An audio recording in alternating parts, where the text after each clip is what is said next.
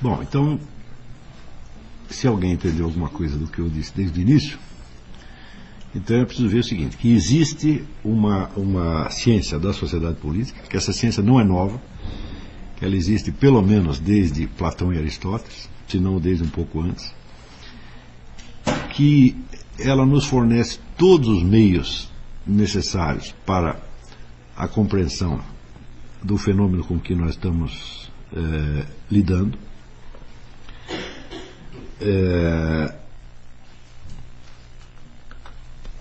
E que o preço disso, o que ela exige em troca, é que uma série de procedimentos metódicos seja seguido assim, ao pé da letra, à risca. Se falhou um pedacinho, a coisa bagunça, tá certo? Como, por ignorância dos seus antecedentes, a partir do século XIX, quando se formam as chamadas ciências sociais, havia se perdido, vamos dizer, a compreensão dessa tradição que já vinha desde Platão e Aristóteles. No século XIX se faz um novo começo, não a partir do zero, mas a partir da imitação, da macaquice de procedimentos que tinham dado algum resultado no campo das ciências naturais. Quando se recomeça as ciências sociais com Augusto Comte, Durkheim, etc., etc., é como se tivesse havido um hiato de memória, e esses fundadores, entre aspas, da ciência social moderna acreditavam que a ciência que eles estavam buscando não existia, que eles tinham começado do zero e que a única base que havia para isso era a ciência da natureza, tal como concebidas no período que ia de Newton, mais ou menos de Descartes e Newton, até a época deles. O erro monstruoso que isso representava só se torna mais claro a partir do momento em que, para o próprio domínio das ciências naturais, os pressupostos da ciência cartesiana e newtoniana começam a falhar. Isso no fim do século XIX, começo do século XX, quando vem então a relatividade, a teoria quântica, etc., etc. Quer dizer, foi preciso que esse conjunto de pressupostos cartesianos e newtonianos caísse, tá certo? Que ele fosse desmoralizado no seu próprio domínio, para que o erro de macaqueá-los para um outro domínio se tornasse claro, tá certo? Então, durante um período que pega mais ou menos as primeiras décadas do século XX, então os cientistas sociais, cientistas políticos e tal, ficam numa espécie de estado de desorientação, na qual eles buscam então um novo fundamento. Esse é um período muito, muito fértil das ciências humanas, né? É um período que é dominado, vamos dizer, pelas discussões metodológicas e por um conjunto de esforços muito sério para delinear melhor qual era o âmbito de problemas com que se estava lidando. Ou seja, que desse período data a famosa teoria do direito do Kelsen. E é quando o Kelsen busca explicar qual é o domínio do direito considerado, vamos dizer, em si mesmo, tá certo? E não por analogia com outros domínios. Quer dizer, ele busca distinguir o que é o campo do domínio, o campo do direito, distinguindo do campo, vamos dizer, da moral, da política, etc., etc., etc. O que é o direito como tal, tá certo? Esse esforço pode não ter obtido resultados definitivos, tá certo?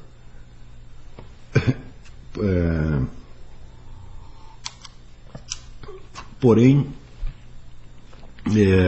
ele é muito importante para o período seguinte, no qual se procede, vamos dizer, uma reconquista, tá certo, da ciência política que vinha desde a antiguidade, tá certo? Paralelamente, você vê que na época havia muitos esforços semelhantes em vários domínios do conhecimento, até mesmo na ciência natural. Quer dizer, o que é, a pergunta, por exemplo, o que é o campo biológico considerado como tal? Tá certo? Quer dizer, o que o distingue propriamente do campo físico-químico, etc, etc. Ou seja, nesta época, se no século XIX tinha havido uma espécie de mixórdia geral das ciências, quer dizer, umas macaqueando procedimentos das outras para um novo objeto, no começo do século XX aparece então esta preocupação de distinguir cada objeto de uma maneira mais nítida. Este também é o período em que aparece uma obra absolutamente fundamental para a metodologia da ciência, que são as investigações lógicas de Edmund Husserl. E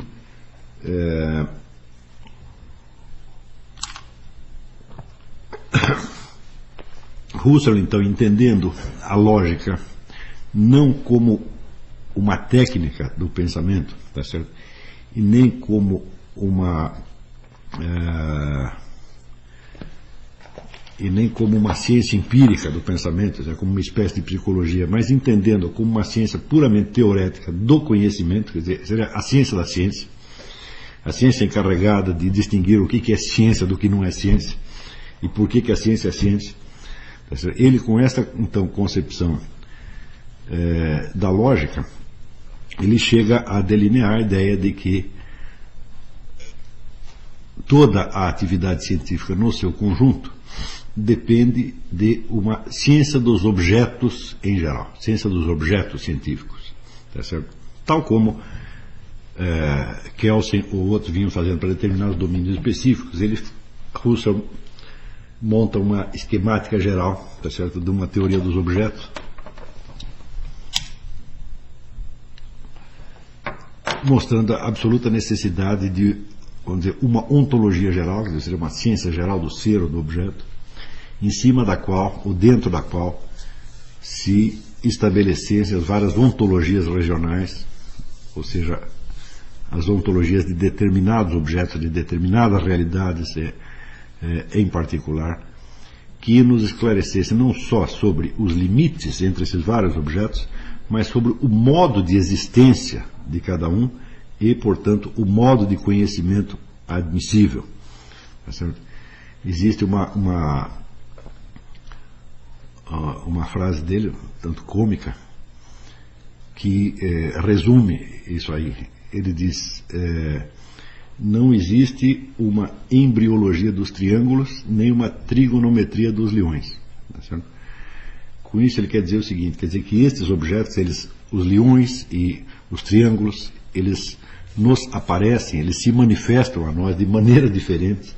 Nós temos acesso a eles por meio, vamos dizer, de procedimentos cognitivos diferentes, e existe um tal abismo entre um desses objetos e outro que simplesmente não é possível articular o conhecimento de um com o conhecimento de outro. Tá certo?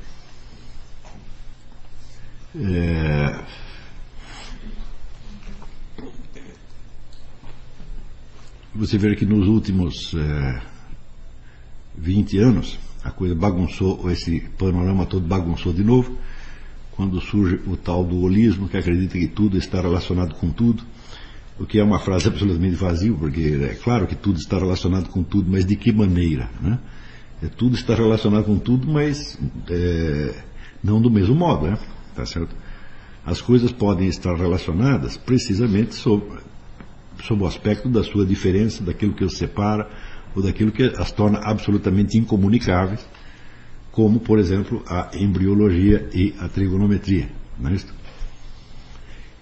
Então, idealmente, o sistema das ciências, o conjunto das ciências que nós conhecemos, se articula de tal modo que ele corresponde, vamos dizer, às diferentes modalidades de objetos que se apresentam a nós. Tá certo? Então, é como se o sistema das ciências corresponde à estrutura do real. Essa estrutura pode ser conhecida, vamos dizer, na sua linha geral e também, vamos dizer, nas suas distinções internas. Se não houver a possibilidade de conhecer as distinções internas, então não haverá distinções entre os campos da ciência. As distinções serão meramente convencionais ou até administrativas. Isso quer dizer que não haveria nenhum problema em, por exemplo, a biologia, né, estudar as oscilações da Bolsa de Valores, tá certo? Ou a antropologia estudar o comportamento dos piolhos. Não haveria nenhum problema. Só não fazem isso por uma exigência administrativa. Mas, agora, se você perguntar para um sujeito qual é a diferença entre um piolho e uma ação da Bolsa de Valores, tá certo? Bom, de maneira quase instintiva, você sabe que existe essa diferença. Mas você sabe apenas no sentido que, se lhe mostrarem uma ação da Bolsa de Valores e um piolho, você saberá que um é um e o outro é outro. Mas você não tem, vamos dizer, a expressão teórica disso aí. Você não é capaz de dizer no que consiste. Tá entendendo? E é claro que para a organização do mundo das ciências não basta, vamos dizer, essa distinção por reconhecimento. É preciso uma distinção expressa, uma distinção teorética que seja dita e que possa servir, então, onde é de fundamento, de premissa para outros raciocínios que você vai fazer em seguida. Né? Então, isso quer dizer que a simples capacidade de reconhecer uma diferença não quer dizer que você sabe no que ela consiste. Tá certo? Você conhece os objetos, você distingue os objetos, mas você não distingue a natureza da diferença. Está compreendendo? Então, justamente são essas diferenças e essas articulações entre os vários objetos que é a isso que Husserl chama as ontologias regionais dentro do corpo de uma ontologia geral. Ora, a ontologia geral ainda tem um seguinte problema.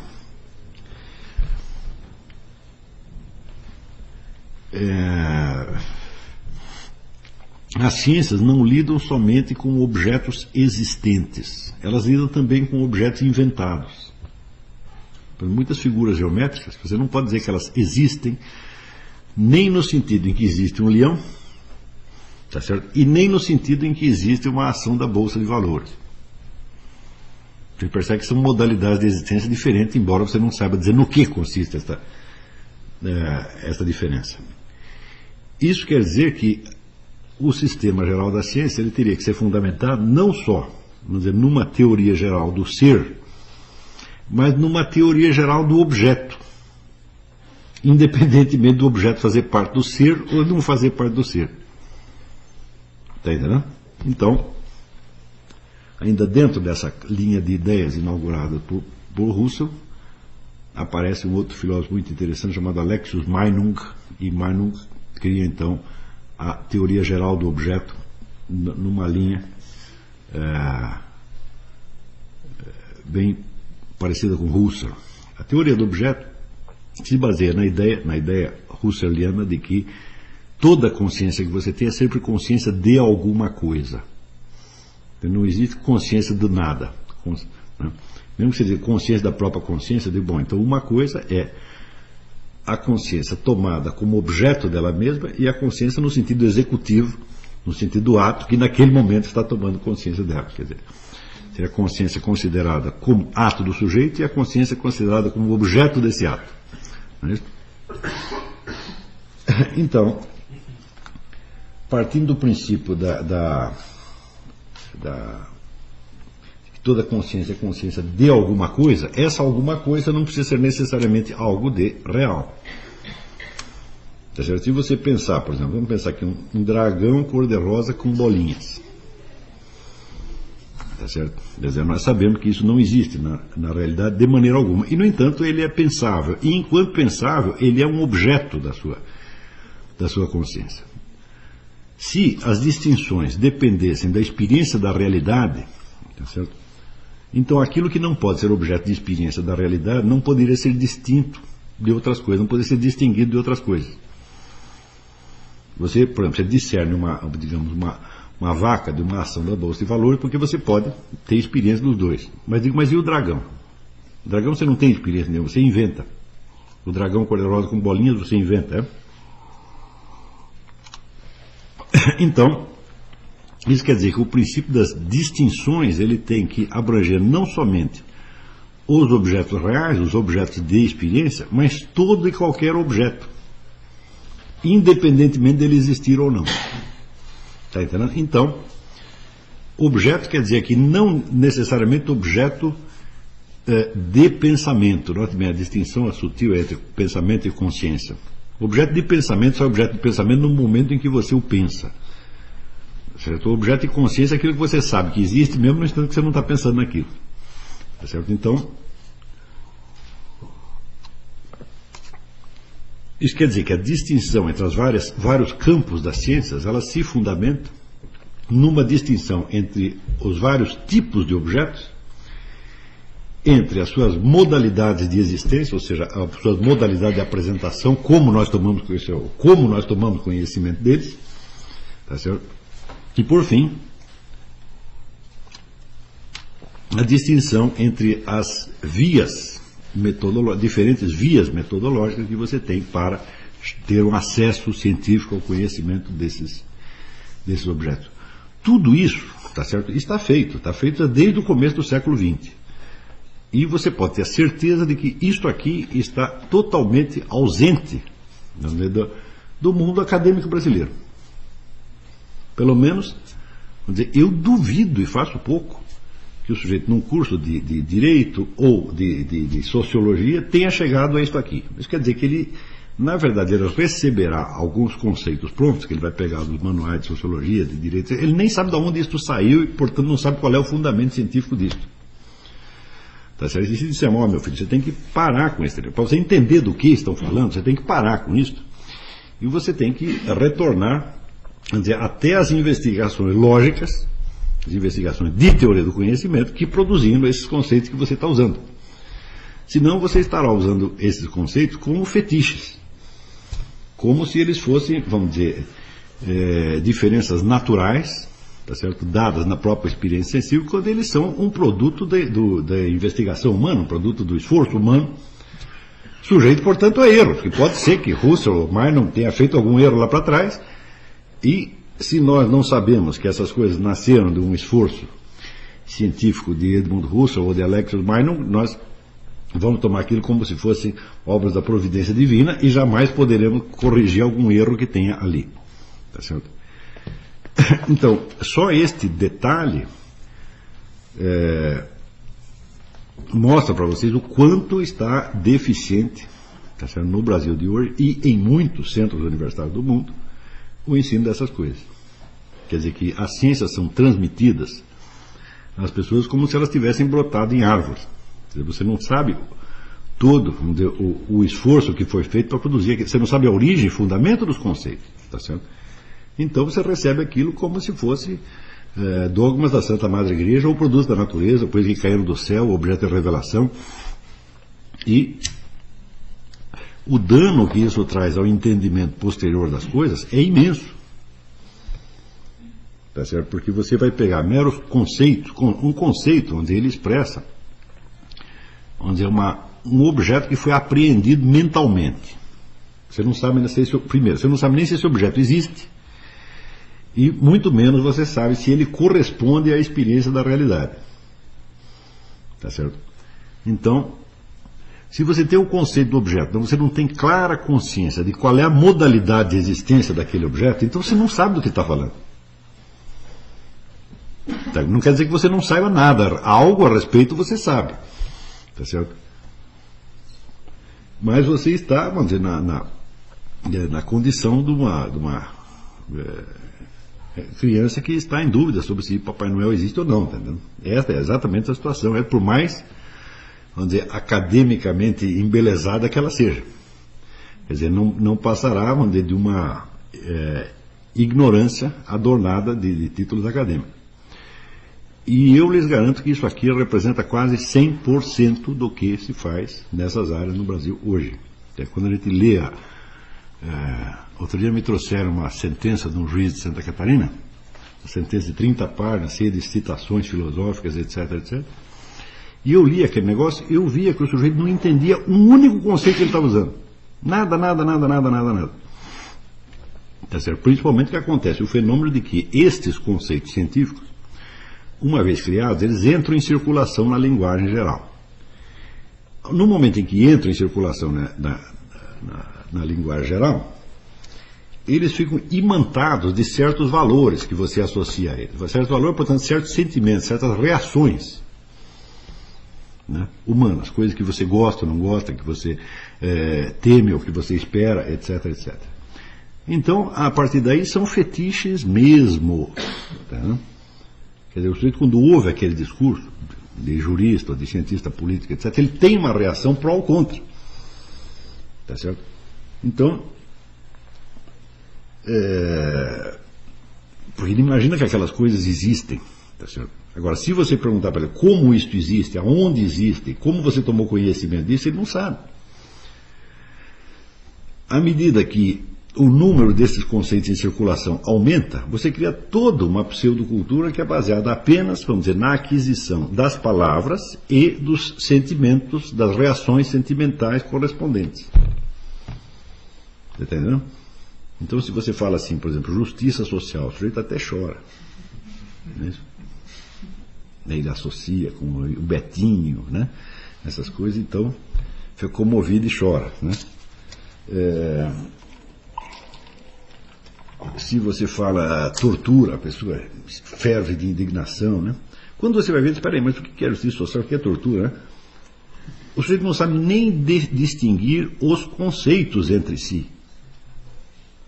Quanto mais os objetos correspondentes. Está entendendo? E a confusão que isso pode alimentar nas questões públicas, né, certo? Quer dizer, você já tem a confusão na esfera cognitiva, na esfera acadêmica. Quando esses conceitos deixam de ser objeto apenas de debate acadêmico e se tornam objeto de debate público, tá certo? Para a promulgação de leis, etc., então a confusão chega a um nível psicótico absolutamente infernal. Não é isso? Agora estão votando uma lei que pune, vamos dizer, o sujeito que coloca um empregado na condição análoga à de escravo. A lei diz isso, análoga. O que é analogia? Analogia é uma mistura de semelhanças e diferenças.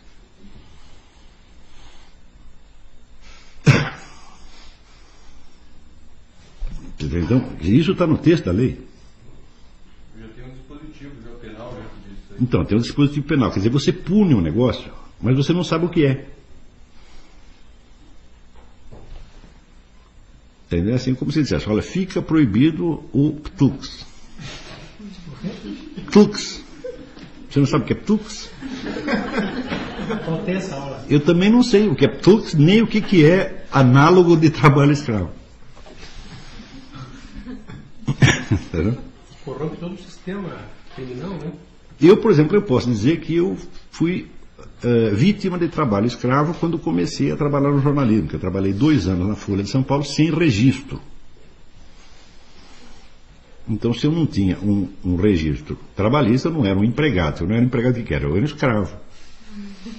Ninguém me bateu, ninguém me acorrentou, etc, etc, mas a analogia está presente. Ninguém vai dizer que isso... Porque o escravo também não tem registro. Se ele não tem registro, ele não tem direito à proteção trabalhista. Não é isso? Então, sob este aspecto, a minha condição ali era análoga à de escravo. Era suficiente para eu meter o dono da Folha de São Paulo na cadeia. Não teria sido uma ideia. Não por isso, mas por outras coisas. Mas é claro que a partir do momento em que você baixa uma lei cujo sentido... Qual é a dúvida? Cujo sentido não é explícito, então é claro que aquela lei tem um sentido mágico. Então, quer dizer, o mesmo procedimento pode ser ou não ser trabalho escravo, conforme dê na cabeça do juiz.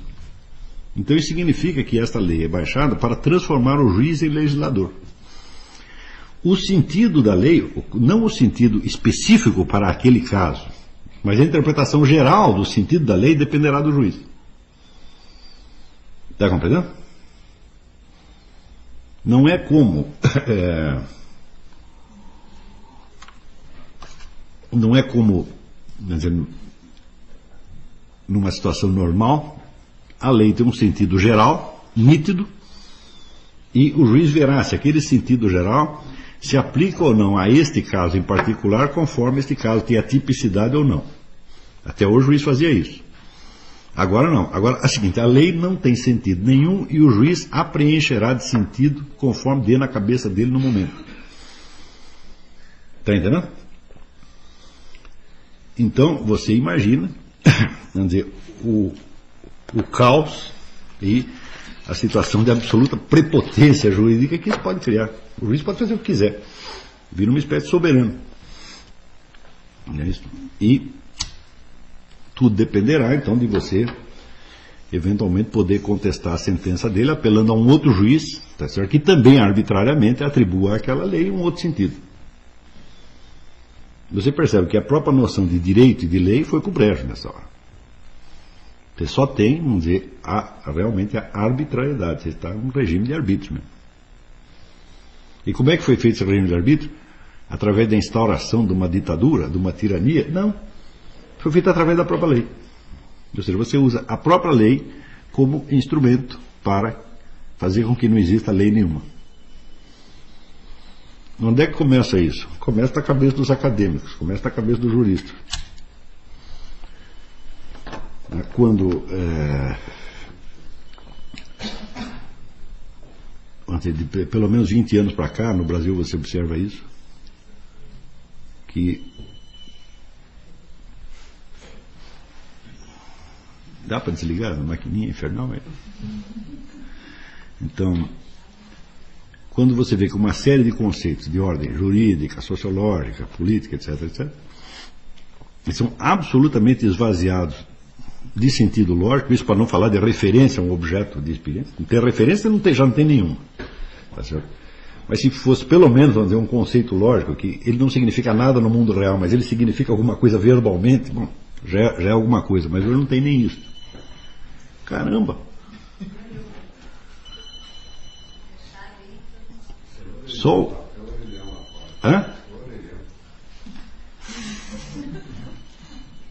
Só o que sobrou, então, vamos dizer, é uma palavra, e essa palavra é associada a certas reações emocionais, tá certo? De um fulano, de um idiota togado, que está lá e do qual a sua vida pode depender. Tá, né? E o pessoal ainda fala mal, vamos dizer, da justiça islâmica, porque diz da justiça do Cadi. Cadi é o juiz islâmico, tá certo? Então, conforme dê na cabeça dele, né? Conforme a cabeça dele, você pode até perder a sua cabeça por alguma arbitrariedade. Então, a justiça do Cadi está institucionalizada. Cada juiz pode fazer o que quiser. Então, se conseguimos chegar nisso, então é evidente que há nisso uma interferência, digamos, de um interesse político muito forte, tá certo? Mas isso só foi possível, vamos dizer, graças à progressiva dissolução da noção de ciência dentro do próprio campo acadêmico. Se vai ser possível consertar isto vamos dizer, em escala sociologicamente significativa ou não, eu não sei e também não é da minha conta, tá certo? Vou tentar consertar o negócio na área que está sob a nossa responsabilidade, que é uma área cognitiva, uma área científica, tá certo? Se depois alguém tirará benefício disso, social e politicamente, falar isso é problema dos outros. Eu espero que tirem, mas eu não sou Deus, não posso corrigir isso aí, tá certo? Muito bem. Nós vimos que as duas linhas de precaução fundamentais para o trato com qualquer conceito que se refira à sociedade humana é, primeiro, a permanente distinção entre o que é discurso do agente e o que é discurso teorético. E você mesmo precisa saber se você naquele momento não está na condição do agente. O que houve lá atrás? Então, Titila, qual é a dúvida? Diga. Se for assunto da aula, interrompa quantas vezes for necessário. Se não é assunto da aula, não fale aqui. Tá bom? Senão eu vou querer me meter no meio. Tem alguma fofoca interessante lá, eu vou querer saber que foi essa, pô. Então,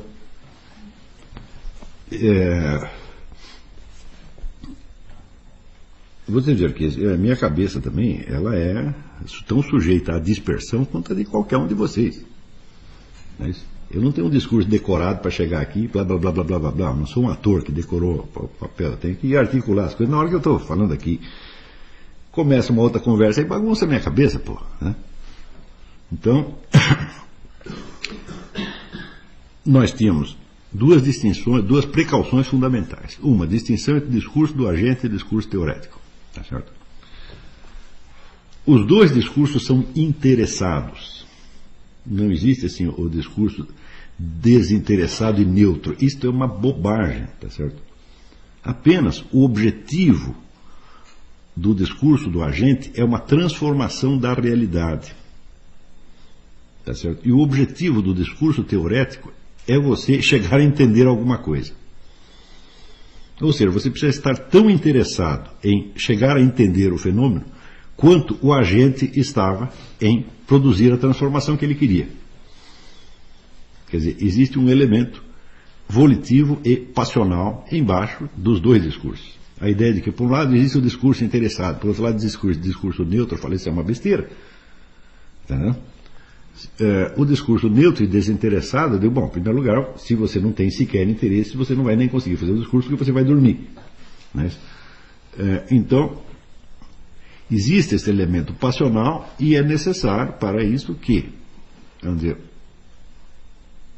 o cientista, o estudioso, ele esteja tão visceralmente interessado em entender aquele negócio quanto o agente estava interessado em obter aquilo que ele desejava.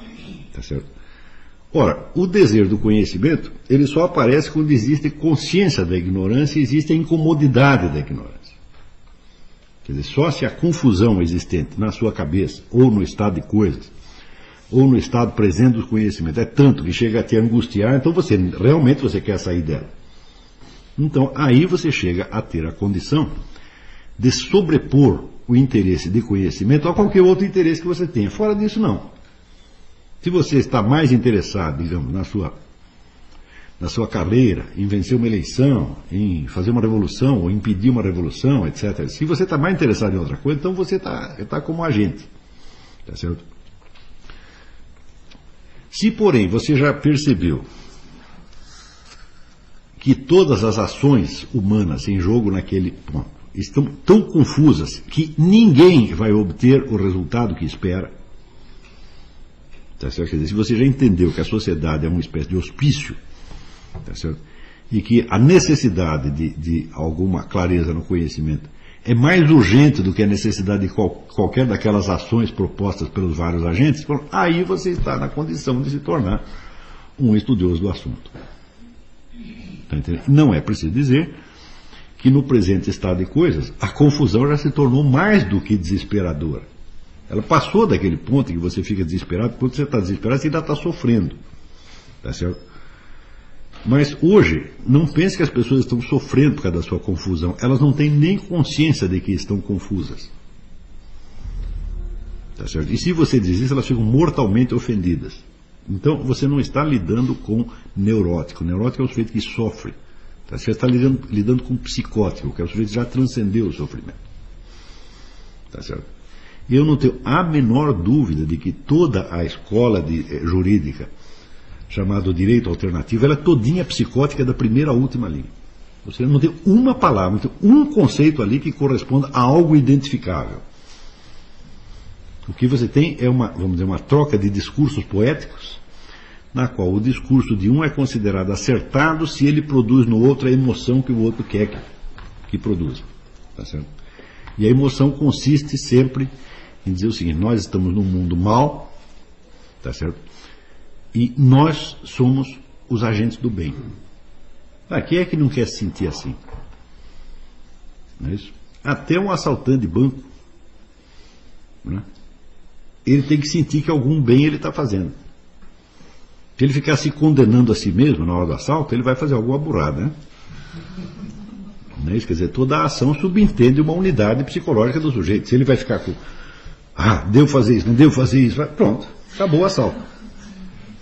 Não é isso? Então, do mesmo modo, você sabe que o estuprador, ele, no momento do estupro, ele se sente a vítima. Vocês assistiram um filme chamado M, o Vampiro de Düsseldorf? Filme do Fritz Lang? A história é a seguinte: tem um bandido estuprador, ele estupra as menininhas e as mata. Tá certo?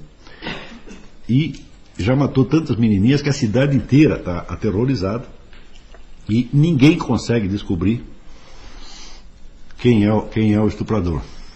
Então, diante do fracasso da polícia, chega uma hora que os criminosos decidem falar: peraí, nós temos que parar com esse negócio, nós queremos que continuar com a nossa prostituição, tráfico de droga, queremos trabalhar decentemente, tá entendendo? E esse camarada está atrapalhando tudo. Por quê? Porque agora a polícia fica vigiando tudo quanto é lugar, todo lugar que você vai tem polícia, isso está muito opressivo, tá entendendo? Vamos pegar esse sujeito, daí a coisa volta ao normal e nós voltamos à prática usual, tá certo? Dos nossos crimes decentes, né? Então eles conseguem, fazem lá criam uma rede de informações que vai desde os mendigos de rua, as prostitutas, os pontos de droga, etc, etc, e no fim, eles têm muito mais gente do que a polícia, evidentemente, conseguem catar o sujeito e o levam para um porão e criam então um tribunal. Falam: não, nós não podemos matar o cara assim, nós temos que dar a ele um direito de defesa, né? Então nomeiam lá um júri, né, constituído de mendigos, prostitutas, né, e criam tem um promotor e tem um advogado de defesa. E no fim tem o depoimento do réu, tá certo? Então ele diz o seguinte: olha, todos vocês fazem essas coisas porque vocês querem, mas eu não quero, eu faço contra a minha vontade, é mais forte do que eu sou uma vítima. Essa é a defesa dele. Quer dizer, eu sou forçado a fazer isso, é uma compulsão mais forte do que eu, tá certo? Portanto, vocês são autores dos seus crimes, mas eu não, eu sou a vítima. Você não tem a menor dúvida que grande parte dos autores de estupros, homicídios e crimes hediondos se sentem exatamente assim. Isto mostra para você que a necessidade da autojustificação é universalmente presente. Tá certo? Então, a autojustificação é um elemento básico do discurso do agente. Seja essa autojustificação explícita ou implícita. Mais ainda, muitos discursos de agente não se apresentam como discursos de agente, mas se apresentam como discursos científicos, como discursos teoréticos. Tá certo? E você os identifica como discurso do agente no instante que você percebe que eles não atendem aos requisitos mínimos para ser um discurso teorético. Então é apenas, vamos dizer, uma camuflagem, um travesti de discurso teorético, que no fundo é um discurso de agente. E nesse discurso de agente você discernirá, então, o elemento de autojustificação. Tá certo? Isso é sempre possível fazer, quer dizer, você identificando quais são, vamos dizer, os sentimentos que os indivíduos trocam, os sentimentos que entram em jogo nesse intercâmbio de discursos, você percebe, né, o desejo de sentir que é bom. Está compreendendo? O discurso teorético também tem um desejo de sentir que é bom. Claro. Só que ele só quer ser bom numa coisa, quer dizer, ele quer corresponder com a realidade. É só isso. Não quer mais nada, nada, nada. Não quer impressionar, não quer parecer bonzinho, não quer ser santo. Então, olha, eu quero ser exato, eu quero dizer a coisa exatamente como é. Existe este elemento. Quer dizer, se a autojustificação do discurso, o elemento real de autojustificação ali presente, é este, então é um discurso teorético, evidentemente. Mas se existe alguma coisa a mais, não é um discurso teorético, é um discurso de agente. Entendeu?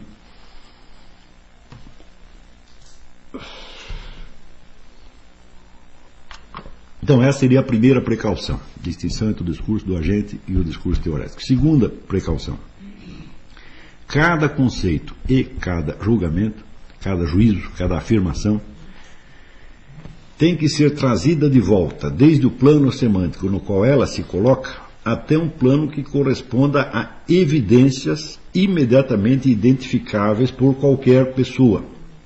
Essas evidências terão que ser de duas ordens.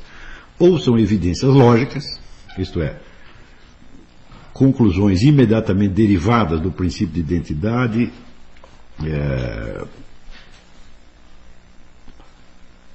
de identidade, não contradição e terceiro excluso, ou tem que ser evidências dos sentidos, pode ser sentidos externos ou externos, mas isso tem que ser feito de tal modo que corresponda a realidades primárias identificáveis por qualquer pessoa. Tá certo?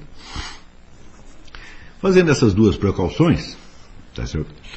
Nós entendemos, por exemplo, facilmente que um elemento chamado Estado, porque agora finalmente nós chegamos no conceito do Estado, tá certo? Não pode ter nascido em árvores, tá certo? E que,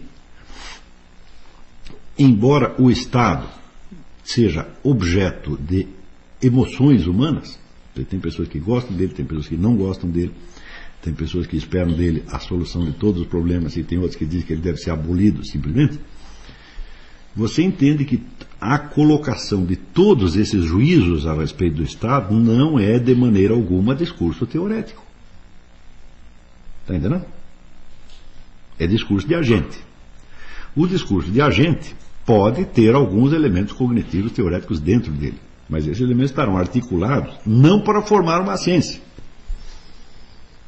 e sim para justificar ou fundamentar alguma transformação da realidade. Está entendendo?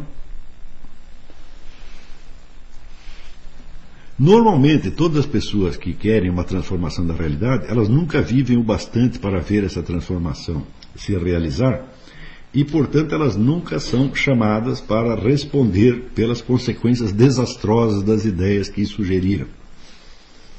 Está certo? Isso quer dizer que não existe o julgamento da posteridade, tá certo? Não pode afetar um falecido. Isso quer dizer que se nós pegamos alguns agentes do século XIX, XVIII, XVII, XIII, XII, tá certo? E achamos que o que eles fizeram foi uma coisa horrível, isso para eles não interessa absolutamente. No entanto, no mundo das ciências não é assim, porque toda a ciência conserva de geração em geração a referência aos elementos anteriormente adquiridos. E ela está em permanente autocorreção. Tá certo? Isso quer dizer que uma teoria lançada por Aristóteles pode ser confirmada ou impugnada hoje, e será importante isso para a ciência de hoje. Está compreendendo? Porém, o julgamento que você faça sobre Alexandre o Grande, ou Napoleão Bonaparte, tá entendendo? Ou Carlos Magno, ou Júlio César, não influi nem contribui. Está entendendo? Isso é uma diferença fundamental entre o discurso de agente e o discurso científico. O discurso de agente ele só pode ser corrigido em vida do agente. Tá compreendendo? Agora, o discurso científico não, ele pode ser corrigido 1000, 2000, 3000, 10.000 anos depois, e ainda a correção será importante. Está compreendendo?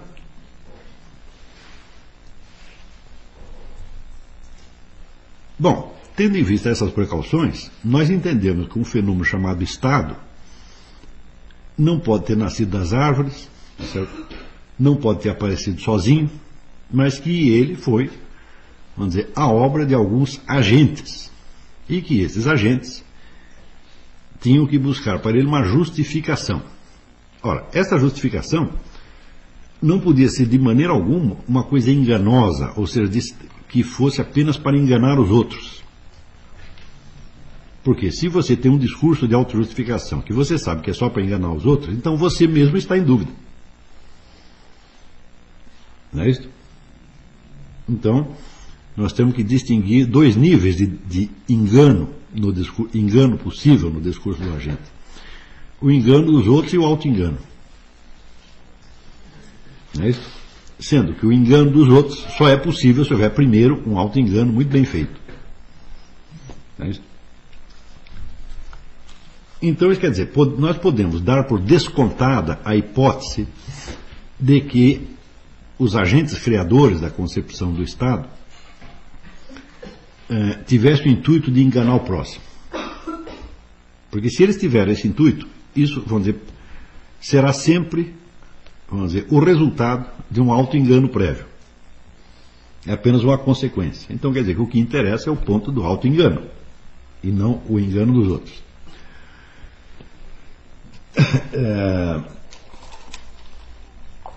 Portanto, não vamos pensar na hipótese de ideias maliciosas, de sacanagem, tudo isso é irrelevante para o estudo. Tá certo? O que interessa é saber o que esses agentes realmente pensavam, o que eles acreditavam estar fazendo e como eles justificavam isso para si mesmos.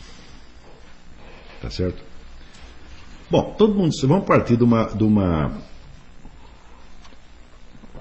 ideia simples. Quaisquer que sejam as nossas concepções sobre o Estado, quaisquer que sejam as concepções do Estado que você encontra em circulação no mundo, há um elemento que está sempre presente, que é a tal da soberania. Quer dizer, um Estado é uma entidade constituída de tal modo, tá certo, que ela não pode reconhecer a existência de uma outra autoridade superior a ela. Não é isto?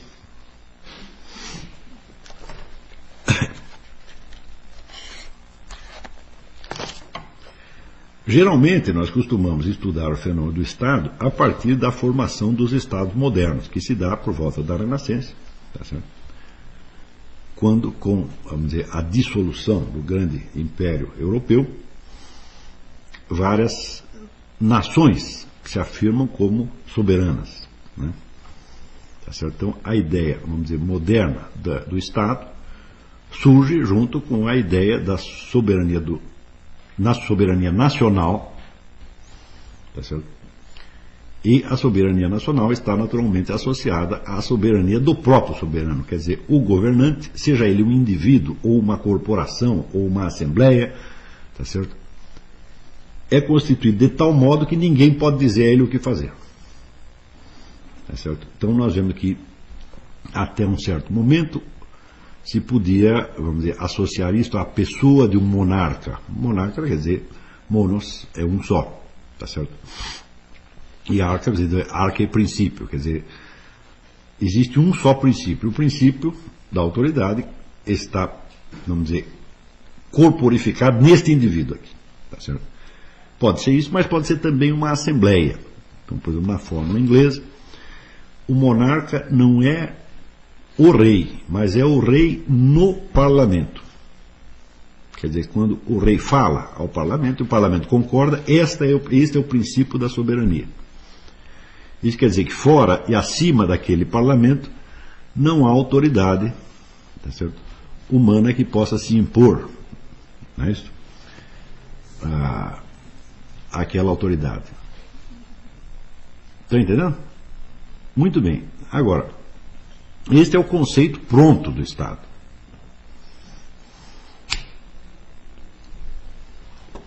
Mas nós podemos agora perguntar o seguinte: bom, primeiro, isto é evidentemente um discurso de agente, não é um discurso teorético, não é isso?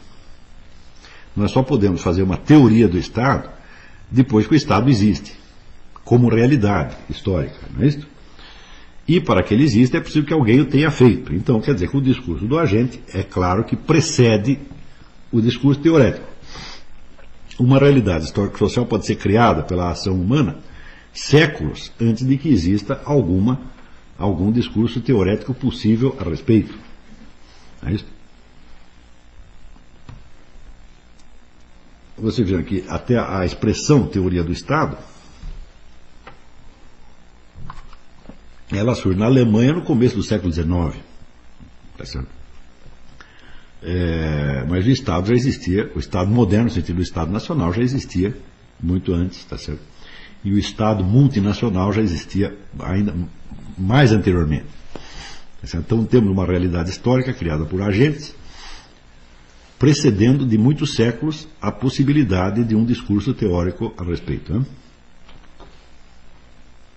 Então, se o Estado é um produto da ação humana, e se ele é constituído de uma trama de discursos de agentes, então, para estudar, nós temos, primeiro, distinguir os vários discursos dos agentes entre si, e ver como é que eles se articularam. E segundo, investigar, porque agora o nosso objetivo, nós não queremos fazer mais um discurso de agente, nós queremos apenas entender o que se passou, investigar onde e como esses discursos de agentes coincidem com a realidade tal como ela aparece na experiência identificável de qualquer pessoa inteligente e tal como aparece no conhecimento que nós temos de alguns princípios lógicos elementares. Ou seja, nós vamos ter que decompor esse discurso até saber do que realmente essas pessoas estão falando, não do que elas queriam falar. Porque o discurso do agente, ele só se refere à realidade de uma maneira indireta. Na verdade, o discurso do agente é sempre baseado numa irrealidade, ou seja, em algo que ele quer produzir e que não existe ainda, né? Então, a referência dele à realidade, não sendo direta, ela tem que ser escavada através, vamos dizer, da interpretação e da compreensão dos seus discursos, tá certo? Então, a documentação que você precisaria reunir, tá certo, para a teoria do Estado, teria que remontar, pelo menos, vamos deixar de lado o Império Romano, tá certo? E vamos pensar apenas a origem do Estado tal como nós o conhecemos hoje, né? Teria que remontar, vamos dizer, a constituição do primeiro Estado que aparece no contexto europeu, no contexto ocidental. Idealmente você teria que ir muito mais para trás, teria que ir Império Romano, China, etc, etc, etc. Mas, vamos dizer, para simplificar, quer dizer, nós vamos pegar apenas a evolução do conceito do Estado numa determinada civilização, que é essa na qual nós estamos ainda hoje. Tá certo? Então você veria que a pergunta que nós teríamos que fazer é o seguinte: onde aparece pela primeira vez a ideia de uma autoridade humana, tá certo? Acima da qual não pode haver nenhuma outra? Quem foi o primeiro sujeito que disse que é o seguinte, que acima de mim só Deus? Não é isso? Ou seja, as minhas decisões, ou as decisões desta Assembleia, ou as decisões deste povo, que pode ser um povo inteiro, tá certo? São soberanas. Você vê que essa ideia não é comum, não é banal, ela não aparece sozinha. Mas algum de vocês já teve essa ideia?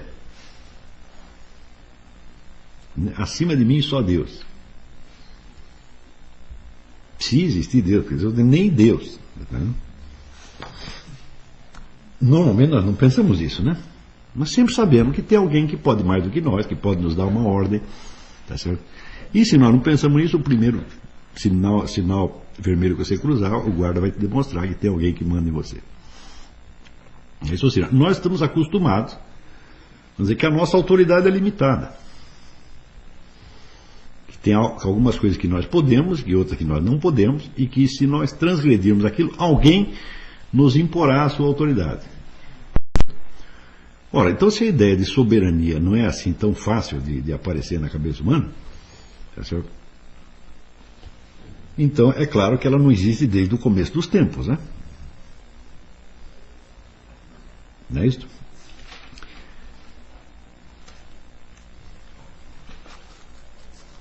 E que ela não poderia ter aparecido de maneira alguma se não existisse, vamos dizer, para fundamentá-la, a referência a um poder ou autoridade supra-humano, que seria, então, vamos dizer, o limite extra-humano das decisões do soberano.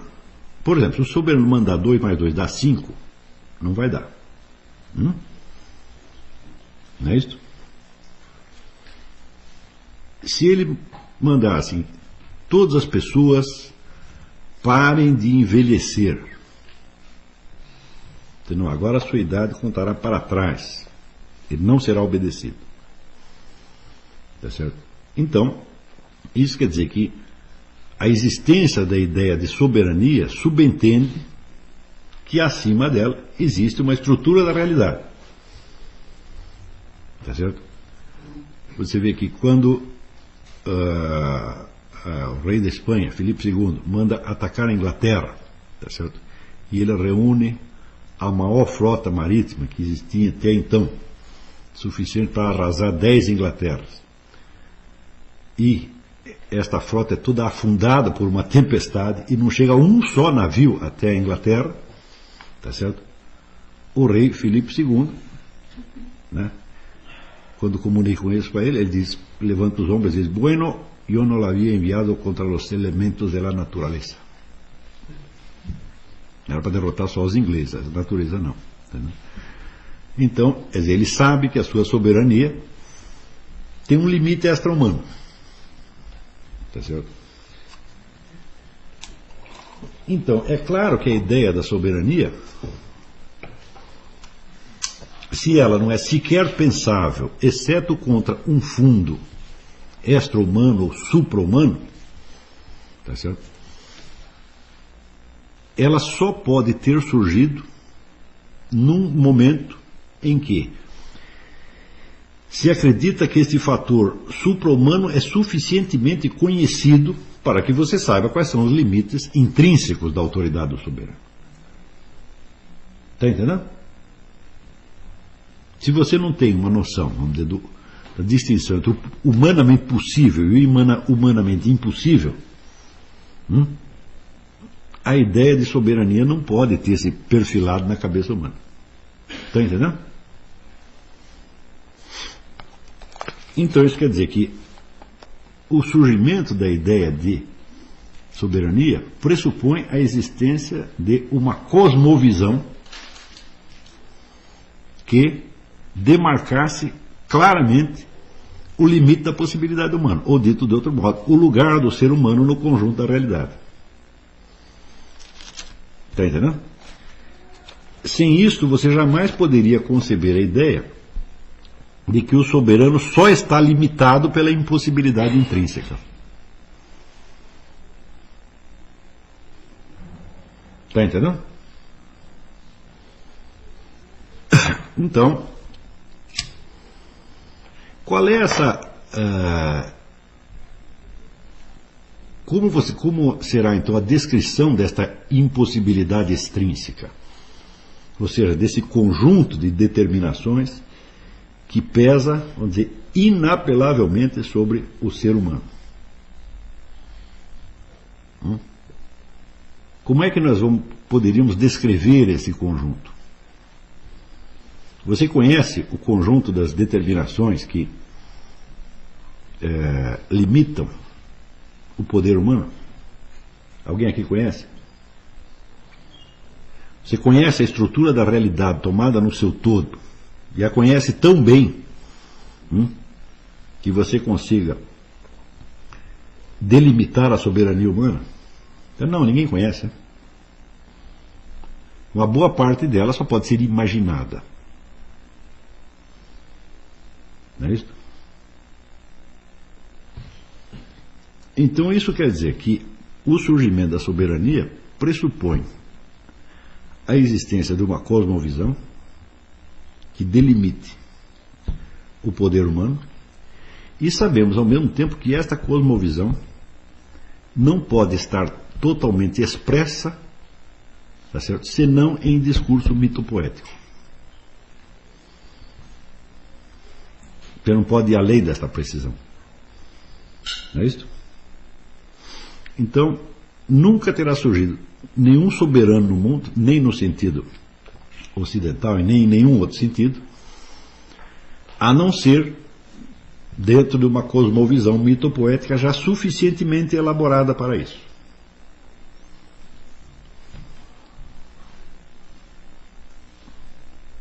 Está entendendo?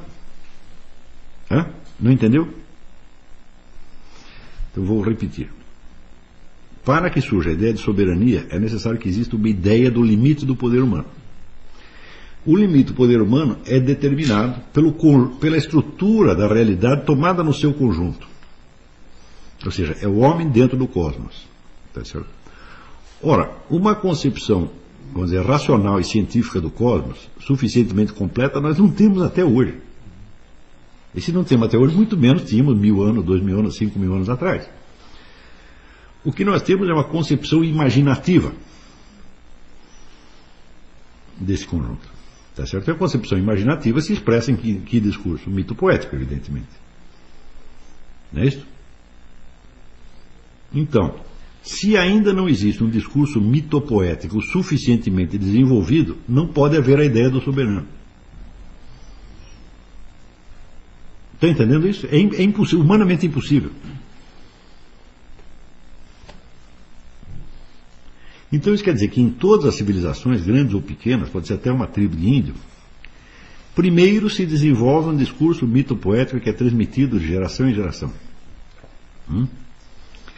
Durante este período, vamos dizer, a autoridade está disseminada de uma maneira mais ou menos inconsciente pela comunidade. É como dizer, uma autoridade informal. O surgimento do soberano é o momento em que você formaliza a autoridade, em que você reconhece explicitamente, não é isso? Que fulano, ou este fulano, ou essa assembleia, etc., são soberanos. Tá certo? Então, esta passagem pressupõe, então, a existência anterior de uma casta sacerdotal que passa de geração em geração o discurso muito poético. Passa e o completa, tá certo? Até um ponto de desenvolvimento necessário para que os limites do humano e do não humano estejam mais ou menos claros ao ponto de poder definir uma soberania. Tá certo? Dito de outro modo, toda soberania tem origem num fundo mitopoético. Tá certo? E, evidentemente, as distintas concepções da soberania, que apareceram ao longo dos tempos, estarão delimitadas, estarão delineadas contra o fundo de uma concepção mitopoética. E refletirão, como que negativamente, invertidamente, essa concepção mitopoética. Estão compreendendo? Para dar uma amostra de como as diferentes concepções mitopoéticas produzem concepções diferentes da soberania, nós temos o famoso exemplo do poder curativo dos reis da França. Quer dizer, a capacidade de curar pessoas pela imposição de mãos era um sinal inerente, vamos dizer, à condição de monarca. Quer dizer, esperava-se o seguinte, que se o sujeito é o rei, se ele é de fato o rei, então ele tem esse poder. Se não tem, tem algo errado. Ele vai cair. Entendeu?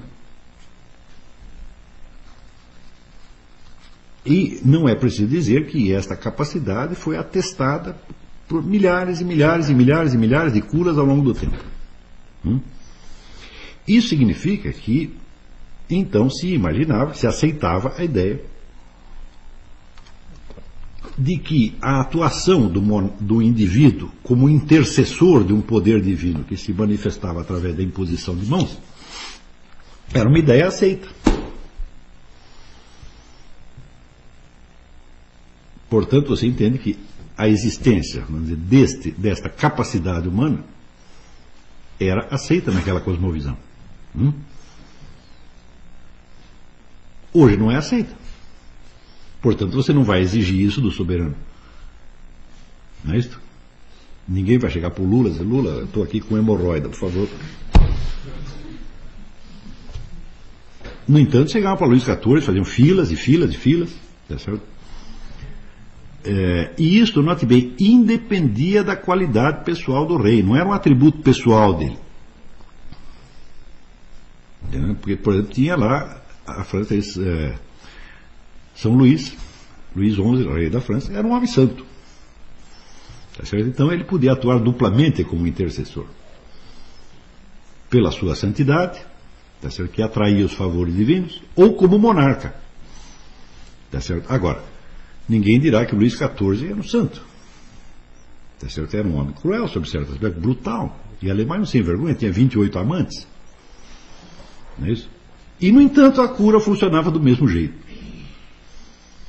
Portanto, era a condição de monarca que de algum modo lhe infundia aquele poder. E a coisa existia mesmo. Né? Não, o número de casos é tão grande que não é possível duvidar. Fala, não sei como isso é possível, tá certo? Mas a atitude menos científica do mundo é você negar que acontece algo que não lhe parece possível. Quer dizer, o fato é soberano. Em ciência, mas se aconteceu, eu não preciso. A realidade não tem por que obedecer aos limites do meu entendimento. Se eu não tenho uma explicação, eu tenho que admitir o fato e dizer, eu não entendo. O fato existe, mas eu não entendo. Ponto final. Esse é a base. Bom.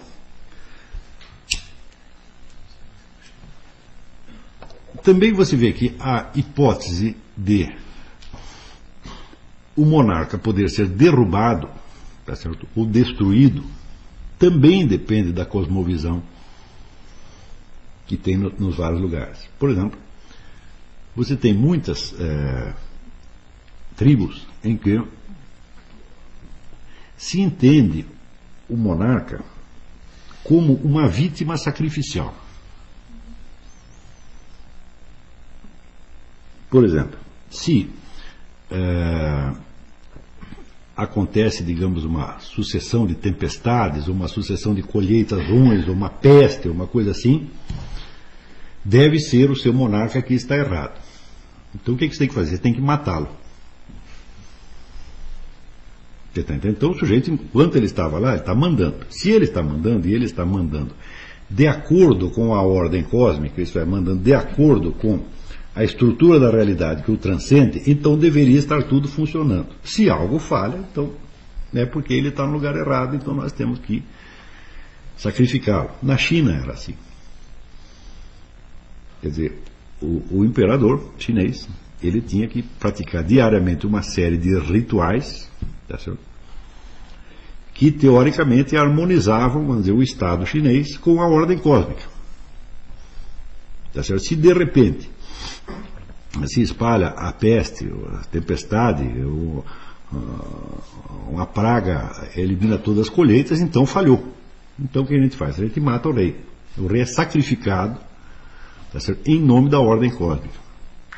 Isto não é um limite da soberania, ao contrário. Isso é a prova de que era soberano mesmo. Porque ele era o ponto de ligação entre a ordem cósmica e a ordem humana. Está entendendo? Então, você entende que a noção de soberania é exatamente a desse limite, desta fronteira. Aqui existe a ordem humana, quer dizer, o conjunto das ações que para nós são possíveis.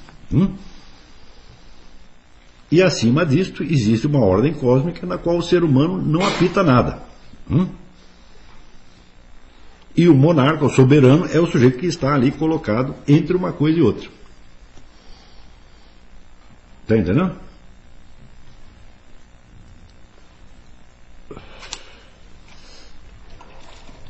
Então, essa concepção, vamos dizer, da existência do limite entre a ordem humana e a ordem cósmica, essa é inerente à constituição do Estado.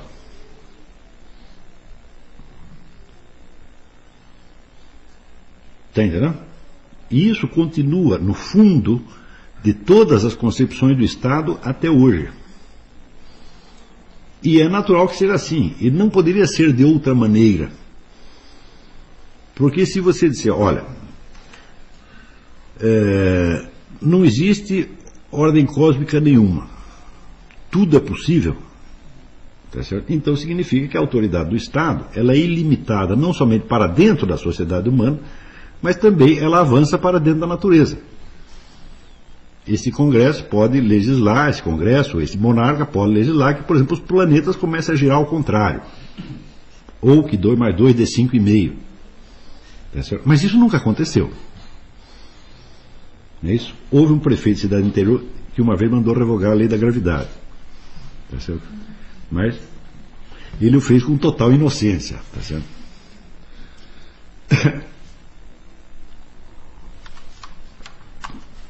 Muito bem. Até aqui está entendido. Então, o Estado... Oi. coisa que não ficou muito clara para mim.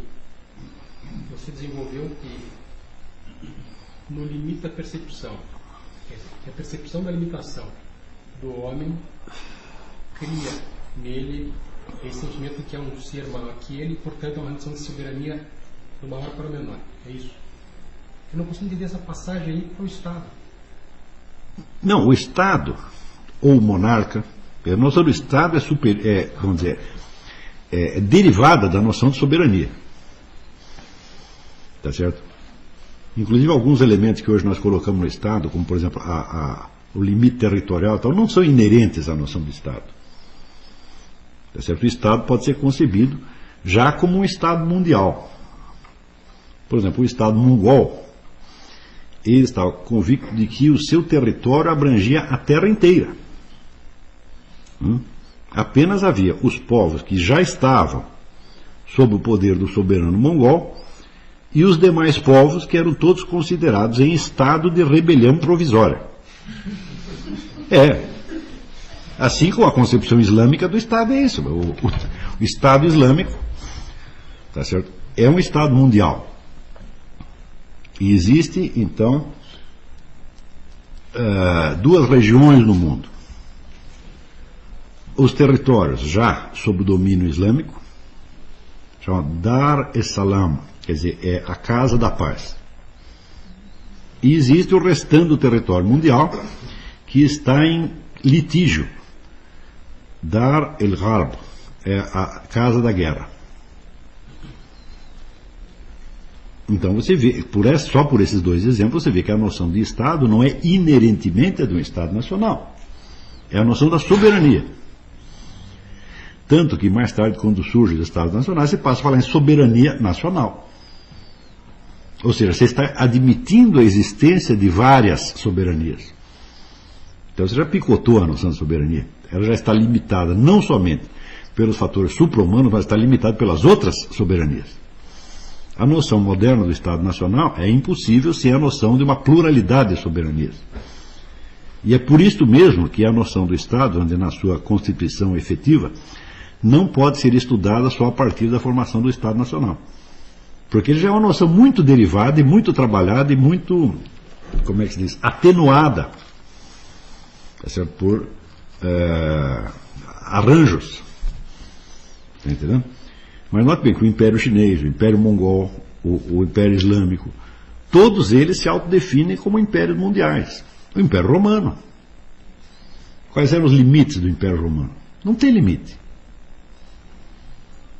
Tá certo? Então você vê que coisa curiosa. Nós hoje falamos de globalização. Digo, mas todos os impérios antigos eram globais. Eles só não conseguiram, vamos dizer, realizar isto efetivamente. Mas o soberano não pode existir, não pode admitir que exista uma região que está fora da sua soberania. Ele só fará isso tardiamente quando surgem os Estados nacionais e surge a ideia de várias soberanias que se limitam umas às outras. Está compreendendo? Que, aliás, é uma noção absolutamente inviável. Quer dizer, a formação do Estado Nacional, ela começa num certo momento e está terminando hoje. Ela durou 3 séculos e meio. Não podia durar para sempre de maneira alguma. Porque, de certo modo, ela é uma noção intrinsecamente contraditória. A noção de uma soberania territorial. Aqui tem um soberano territorial, ali tem outro soberano territorial. Entendeu? Bom, então você é soberano territorial enquanto o outro não tomar o seu território. Se ele tomar, já provou que você não era soberano de maneira alguma. Tá certo? Então, a noção de soberania está, então, também ligada a uma outra noção mitológica, mitopoética, que é a noção de centro do mundo. Se o soberano está no topo do mundo humano, tá certo? E ele é o limite entre o mundo humano e o mundo supra-humano, ou extra-humano, então, para isso, é necessário que ele esteja colocado no preciso ponto onde esses dois mundos se tocam. Daí a noção de que a residência do soberano é o centro do mundo. Tá certo? Hoje, quando nós dizemos, por exemplo, que Washington é o centro do mundo, que todas as decisões humanas passam por lá, etc., etc., ainda é a mesma coisa que nós estamos dizendo. Ou seja, não existe um outro lugar mais importante. Só existem lugares mais importantes desde o ponto de vista supra-humano. Tá certo? Então quer dizer que, por exemplo, na ordem da natureza pode acontecer coisas extraordinariamente importantes que não passem por Washington. Por exemplo, quando explodiu a usina de Chernobyl, ela não pediu autorização para Washington para acontecer, nem para Moscou, ela aconteceu. Não é isso? Então aí se manifesta um poder supra-humano que fura a soberania. Mas isto não é considerado um atentado contra a soberania. Por quê? Porque foi ou a natureza, ou Deus, ou um poder supra-humano qualquer que fez aquilo. Tá certo? Então isso não desmente a noção da soberania. Tá certo? A soberania só seria desmentida, ou seria ameaçada, se houvesse uma ação humana contra ela. O supra-humano não interessa. Então, de uma vez para sempre, a noção de Estado é a mesmíssima noção de soberania. Tá certo? Então, existe a soberania mundial, em princípio, ou seja, os limites do soberano coincidem com os limites da possibilidade de ação humana onde quer que ela se desenrole. E existe mais tarde a noção das soberanias limitadas regionalmente ou geograficamente. Tá certo? Não é necessário dizer que o surgimento, vamos dizer, das soberanias limitadas coincide com uma formidável proliferação de guerras e com um aprimoramento fora do comum da arte da guerra.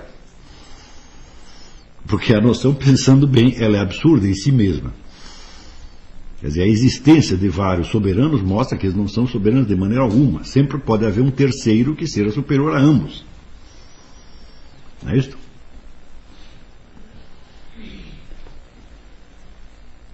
Então, isso quer dizer que desde o momento que surgem os estados nacionais, tá certo? Você tem o problema da soberania limitada. Tá certo? E como saberemos o que limita a soberania? Qual é precisamente o limite da soberania? Isto passa a coincidir com o limite do seu poder material de manter o seu território. Não é isso? Quando os vários estados nacionais se constituem,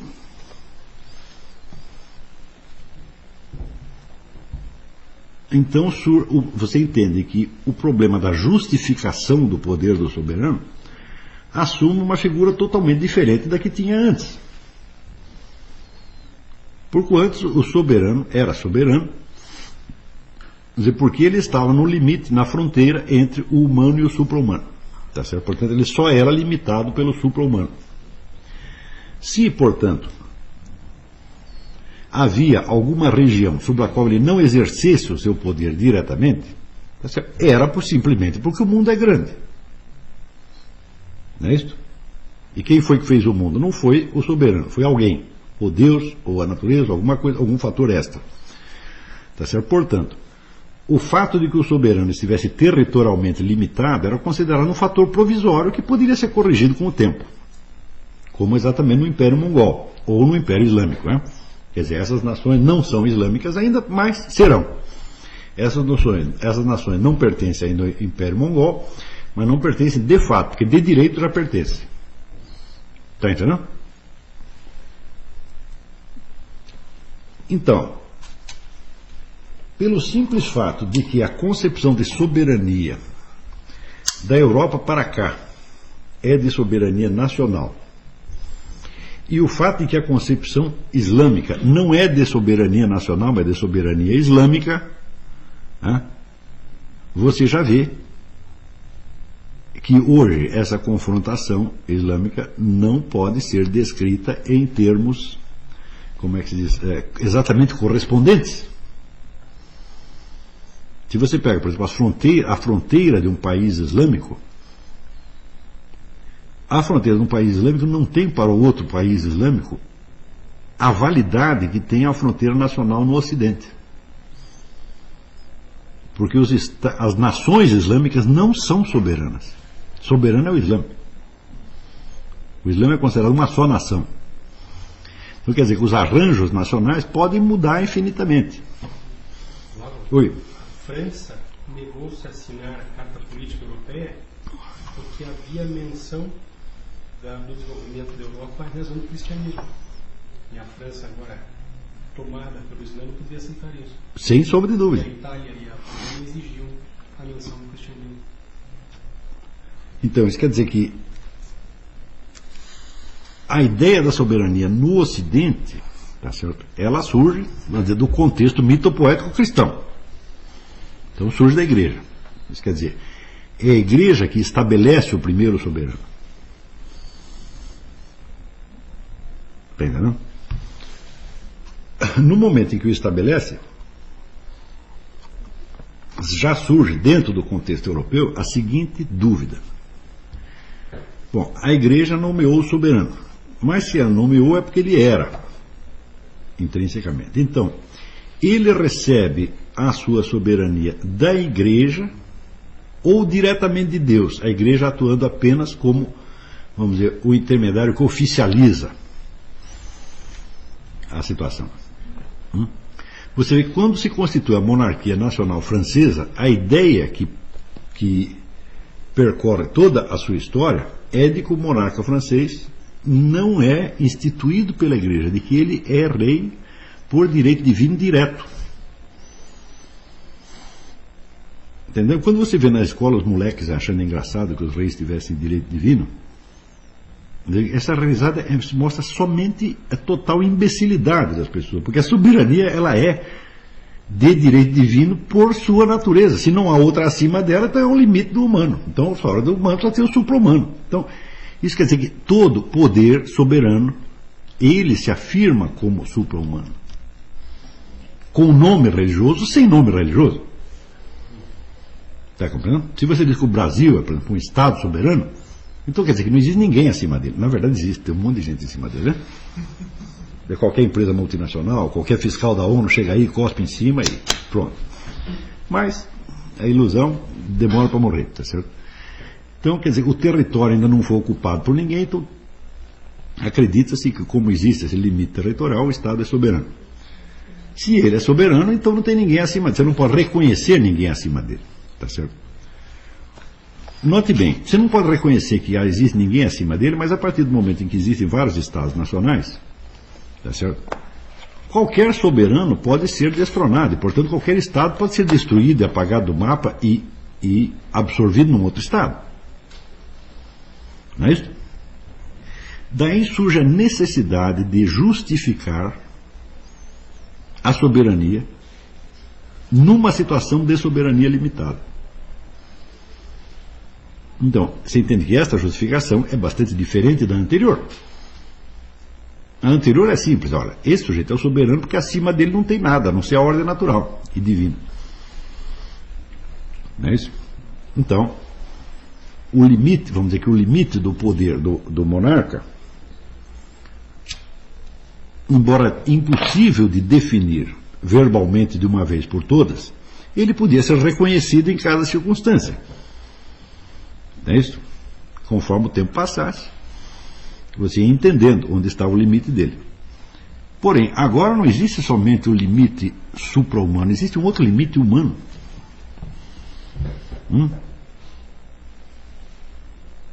Isso quer dizer que a partir daí, a justificativa não pode mais ser extraída diretamente da ordem natural das coisas. Você tem que achar um outro discurso. Está entendendo? Então, por exemplo, o soberano mongol, tá certo? O limite do poder dele era, por dizer, a própria natureza das coisas. Ou seja, ele não fará o que ele não puder, porque nenhum homem pode. Agora, e o rei da França? O rei da França ele não faz o que nenhum homem pode, e ele não faz o que o rei da Espanha não deixa. Você está entendendo que o discurso de justificação aí começa a ficar mais complicado. Então, por exemplo, nós temos aqui um território. Se você procurar no território as marcas físicas, naturais do limite, você não vai encontrar. Você está andando aqui da Espanha para a França, fisicamente você não vê marca nenhuma. Você percebe que aquela marca foi estabelecida apenas por uma decisão humana. É isso? E mais ainda, você percebe que essas fronteiras estão sempre mudando. Porque um sujeito invadiu um pedaço aqui, depois devolveu, e não é assim? Então, você percebe que a justificativa disto se torna muito complicada.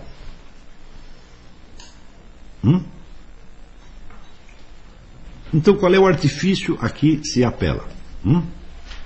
Você não pode mais apelar a limites naturais. Então, você apela aqui a limites históricos. A limites derivados da antiguidade de certos costumes. Tá certo? E, portanto, você apela, vamos dizer, à memória dos povos e à sua identidade. Ou seja, nós estamos nesse território há não sei quanto tempo e aqui fizemos mais isto, e mais isto, e mais isto, e mais isto, e mais isso. Então, a isso começa a se formar a ideia de identidade nacional. Então, identidade nacional, vamos dizer, já é um artifício imaginativo que você concebe para justificar que o seu soberano é soberano sem chegar a sê-lo no sentido mongol do termo. Está entendendo? Bom, é claro que a partir daí, então, as justificativas se tornam cada vez mais complicadas, tá certo? E cada vez mais contestáveis, evidentemente. Primeiro, porque esta identidade nacional formada ao longo do tempo, ela sempre terá algum limite. Quer dizer, ou seja, a história do seu povo começou em algum momento.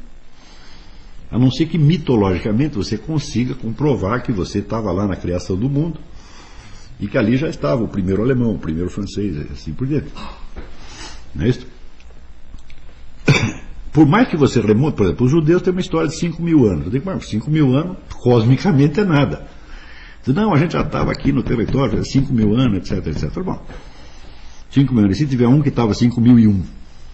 Não? Além disso, você precisaria acreditar na continuidade histórica daquilo. E você entende que o famoso progresso da ciência histórica é causado exatamente por isso. Se você tem que apelar a argumentos históricos, então você tem que conhecer a história. E não só você tem que conhecer a história, mas você tem que comprovar. Não é isso? Então, daí surge a necessidade de você ter documentos cada vez mais antigos que provem a continuidade da sua existência territorial, etc, etc, etc, para provar, entre aspas, que você tem direito, entre aspas, àquele território. Você entende que aí nós já saímos formidavelmente, né, fora de qualquer possibilidade de coincidência entre o discurso do agente e o discurso científico.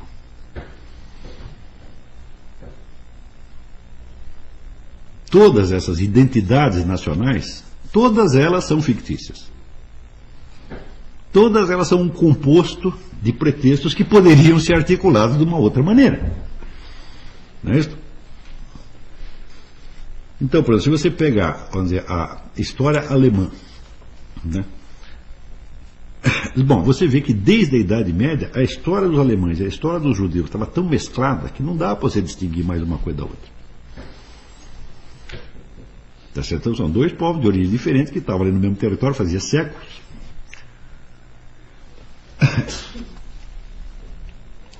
E quando aparece um sujeito chamado Hitler e diz, espera aí, os judeus não fazem parte dessa história, tá certo? Você percebe que as duas alternativas são possíveis. Você pode provar que os judeus fazem parte dessa história, ou pode provar que eles não fazem parte, conforme aquilo que você chame de nós. Então você tem um conceito geográfico, histórico de alemão, quer dizer, alemão é quem está nesse território fazendo tempo, e você tem um conceito racial. No primeiro caso não dá para você provar direito quem estava e quem não estava.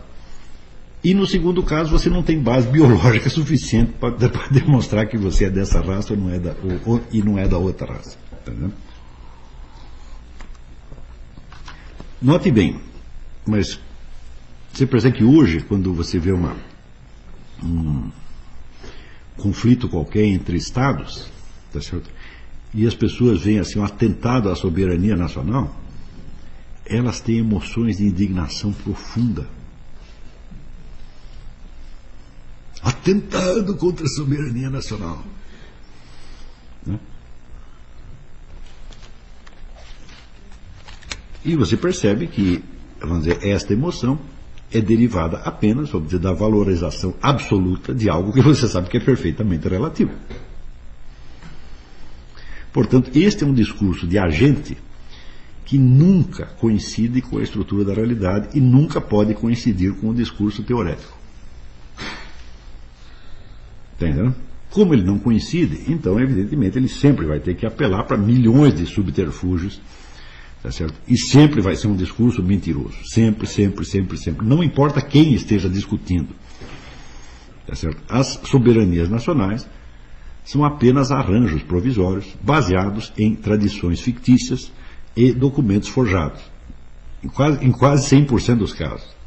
Tá certo? Por exemplo, os índios americanos acreditam que eles têm direito ao território porque eles estavam lá antes da chegada dos europeus. Não é isso? Então tem uma série de movimento indigenista que reclama a posse do território como nação independente. Sempre bem que quando os europeus chegaram, os índios, eles não tinham a menor ideia de nação, no sentido de soberania nacional. Esse conceito não fazia parte da sua cultura. Se o conceito não fazia parte da sua cultura, se ele transcendia a esfera da sua cultura, como é que você pode alegar este mesmo conceito que você herdou de uma cultura estrangeira para defender a identidade da sua cultura? Já é absurdo em si. Tá certo? Porém, chega um dia em que uma antropóloga, ela fazendo umas escavações lá num território indígena, descobriu uns machados, uns arcos e flechas que eram completamente diferentes dos de índio. Ela falou, opa, isso aqui está esquisito, vamos cavar mais um pouco. Cavou e começou a achar esqueletos. E achou uns esqueletos que antropometricamente não coincidiam de maneira alguma com o tipo do índio americano. Tá certo? Resultado. Bom, daí ela mandou datar aquele negócio. Né? E deu assim, 350 mil anos. Mandou fazer outro teste por outro método, 350 mil anos. Todos os testes deram 350 mil anos. Ou seja, existiu ali uma outra população, 350 mil anos. Essa tribo era autóctone, estava lá antes dos índios. Então esses é que seriam os donos, pelo raciocínio. Tá certo? Não? Bom, o que os índios fizeram? Alegaram que os esqueletos estavam no território deles, cataram todos os esqueletos e sumiram com os esqueletos. Então, não havendo mais indícios físicos da prova da população anterior, os índios passaram a ser os primeiros ocupantes do território de novo. É assim que fizeram os índios e é assim que faz todo mundo. Toda esta argumentação de soberania nacional, de limites, etc., é tudo ficção. Tá certo? E, para encontrar o fundamento dos argumentos de um lado e do outro, você sempre tem que apelar, vamos dizer, à história e a um senso de identidade reafirmado pela própria população ao longo das gerações. E o argumento em favor da sua soberania será sempre este. Então, como nós estamos aí numa fronteira, tá certo, da irrealidade, tá certo? Então você entende que o que a ciência teria a dizer sobre isto?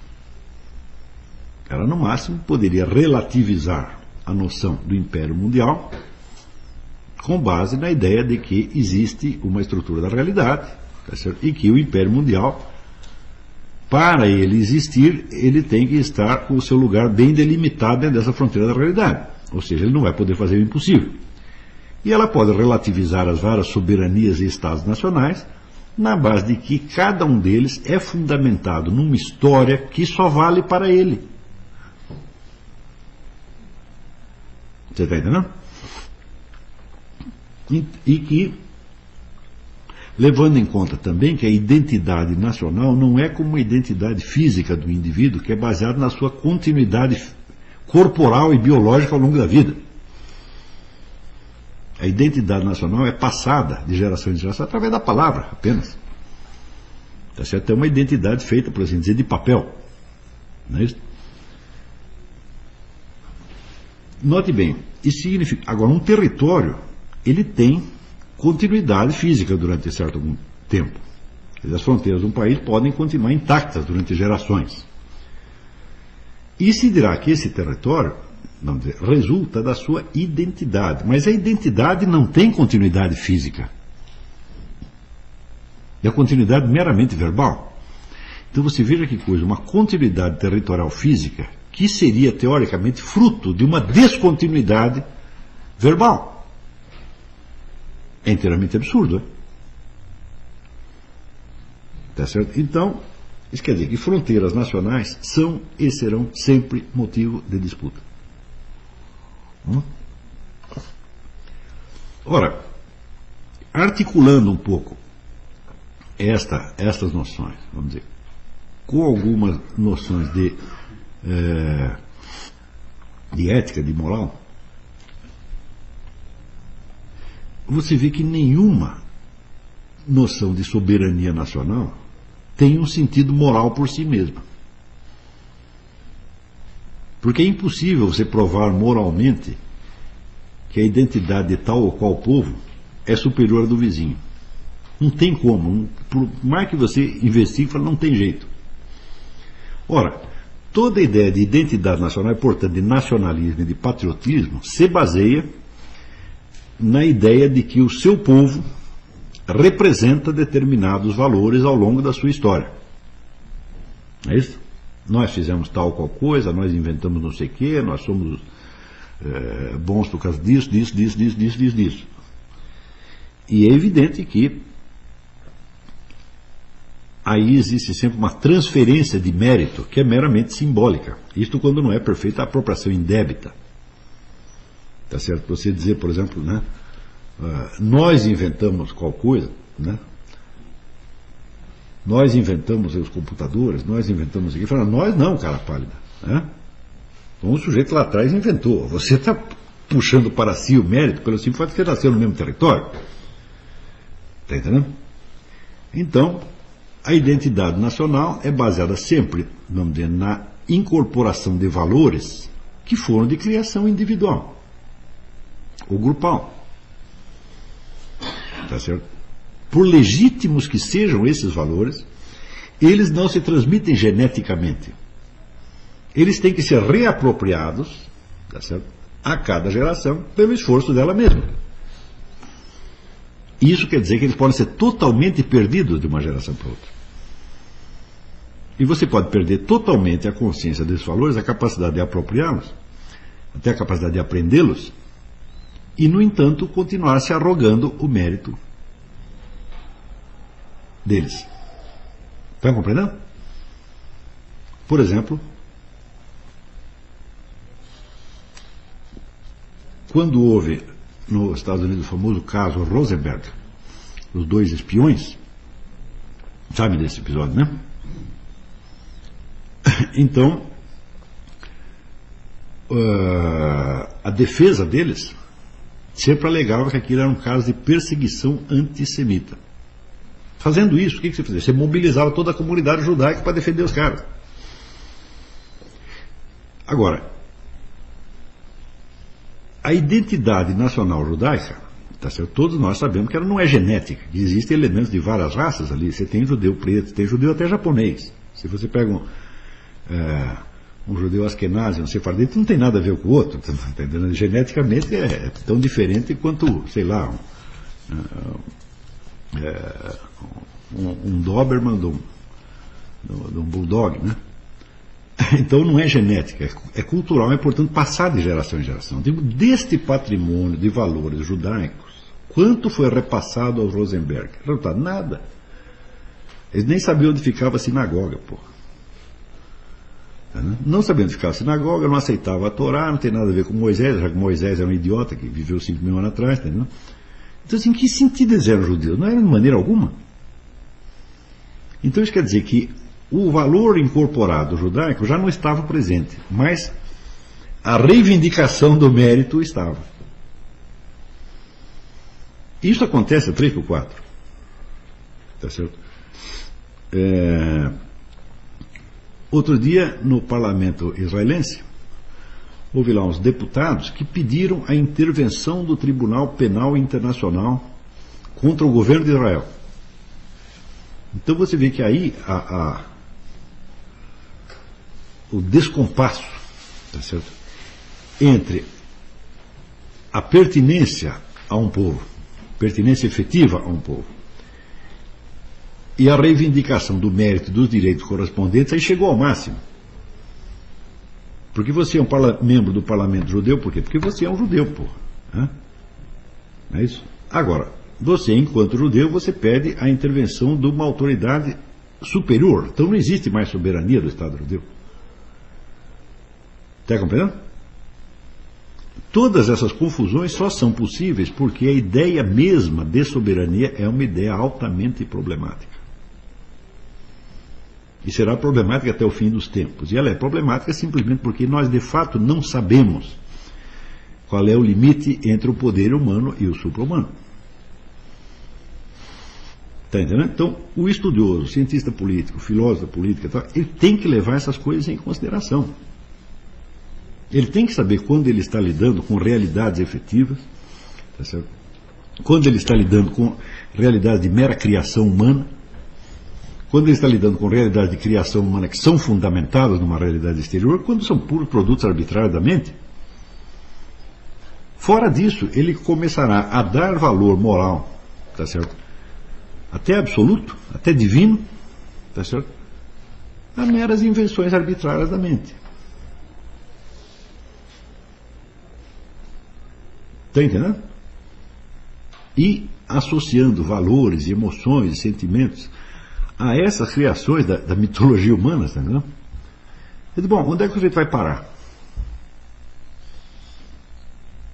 E você entende como é que surgem coisas como nazismo, comunismo, esse negócio todo? Surge disto. E no fundo, é uma confusão de ordem cognitiva, que aos poucos vai, vamos dizer, saindo da esfera dos intelectuais, das pessoas letradas, que pensam primeiro, tá certo? E aquilo acaba se disseminando, vamos dizer, pela sociedade inteira e se tornando base para a organização da ação humana planejada.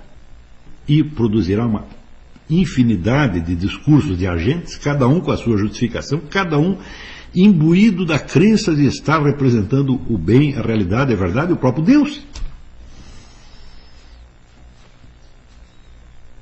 Está entendendo? Então, é claro que é inútil você esperar pegar um discurso de agente, tá certo? E encontrar nele uma fundamentação suficiente. Nunca tem. Tá entendendo? E quando você compara um discurso com outro discurso, no contexto de um, no contexto do outro, você vê que frequentemente a atribuição de valores é também arbitrária, é às vezes mais do que arbitrária, é totalmente maluca. Por exemplo, quando nós acreditamos que houve um grande progresso, você dizer, não, mas espera aí, no Império Antigo o imperador ele era soberano, então não tinha lei, não tinha limite para ele fazia o que ele queria, ele mandava em todo mundo. Daí depois nós passamos para uma outra situação em que uma lei é válida não porque o imperador mandou, mas porque houve um consenso, porque as pessoas foram persuadidas a aceitar aquilo. Então isso quer dizer que a legitimação da lei melhorou. Não é isso? Deu muito bem, mas ao mesmo tempo que acontecia este processo, ou seja, o poder do soberano sobre os dominados, os governados, diminuía neste sentido, os meios de ação do soberano se multiplicavam de tal maneira que um soberano da antiguidade não poderia nem imaginar. Você está entendendo? Então, isso é, o sujeito que imagina que hoje ele tem mais liberdade do que um súdito do Estado mongol, ele está maluco. A diferença é muito pequena.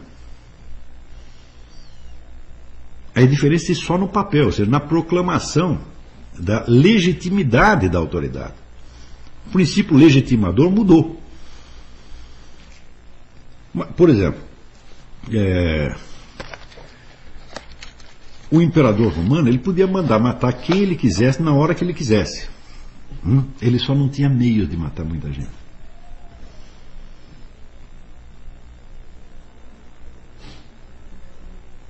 Ele podia interferir na vida de quem ele quisesse, ele só não tinha meios de fazê-lo. Hoje, o Estado tem meios de grampear todos os seus telefonemas, violar toda a sua correspondência, tá certo?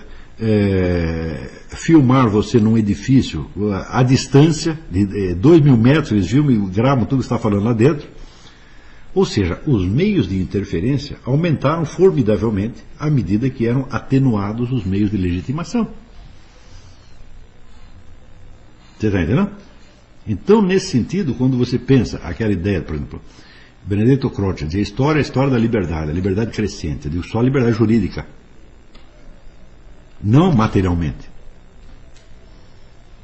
Aliás, o crescimento da liberdade jurídica pode ser até, vamos dizer, um adorno ideológico constituído em cima da diminuição real da liberdade. Como é que nós vamos saber o que aconteceu realmente? Eu digo só estudando caso por caso. Está compreendendo?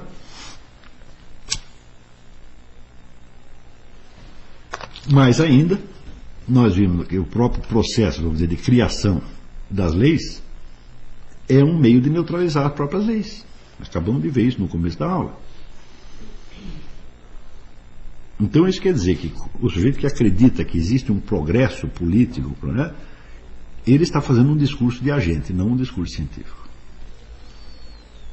Mas cada um desses progressos é muito relativo, porque às vezes acontece, mas às vezes ele é contrabalançado, tá certo? Por um tal aumento das dificuldades dos problemas que você, sabe, é difícil saber se melhorou ou se piorou. Às vezes parece que melhora e piora, às vezes é o contrário. Porque se a pessoa está estudando a coisa com a mentalidade científica, se ela quer saber o que aconteceu mesmo, então a primeira coisa é,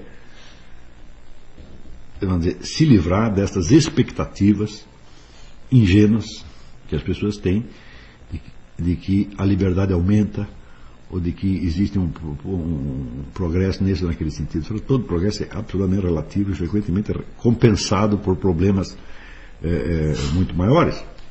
E eu vejo, por exemplo, que fenômenos como esses totalitarismos do século XX, se você procurar os piores tiranos da antiguidade, tá certo?